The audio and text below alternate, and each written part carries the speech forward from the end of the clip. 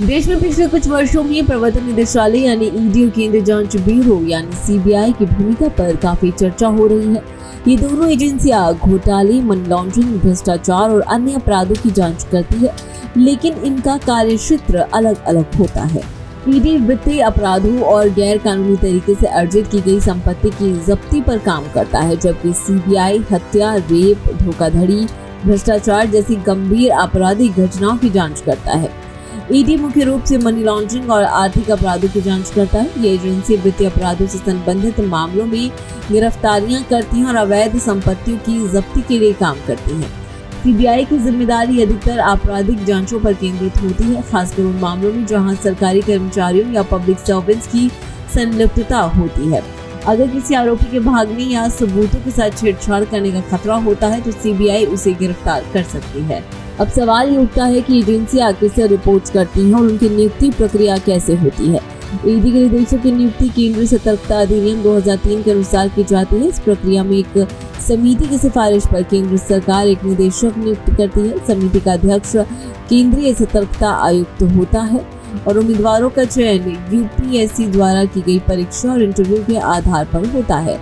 इसके बाद चयनित उम्मीदवारों का नाम अंतिम अनुमोदन के लिए एसीसी यानी अपॉइंटमेंट कमेटी ऑफ कैबिनेट को भेजा जाता है। ईडी का नियंत्रण वित्त मंत्रालय के राजस्व विभाग के तहत आता है और इसके प्रमुख सीधे इस विभाग को रिपोर्ट करते हैं। हालांकि आर्थिक मामलों के विभाग फेमा यानी फॉरेन एक्सचेंज मैनेजमेंट एक्ट के नीतिगत पहलुओं के लिए जिम्मेदार होता है, जबकि पीएमएलए यानी prevention of money laundering act से संबंधित सभी नीतिगत मामलों का दायित्व राजस्व विभाग का होता है।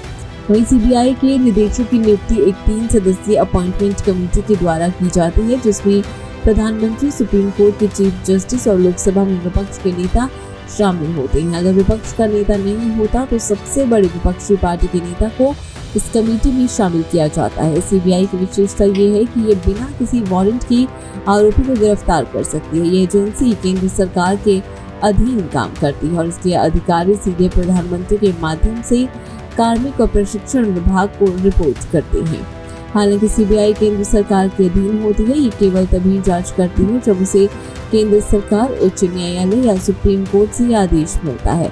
यदि किसी राज्य में कोई जांच होनी हो तो राज्य सरकार से अनुमति प्राप्त करना अनिवार्य होता है।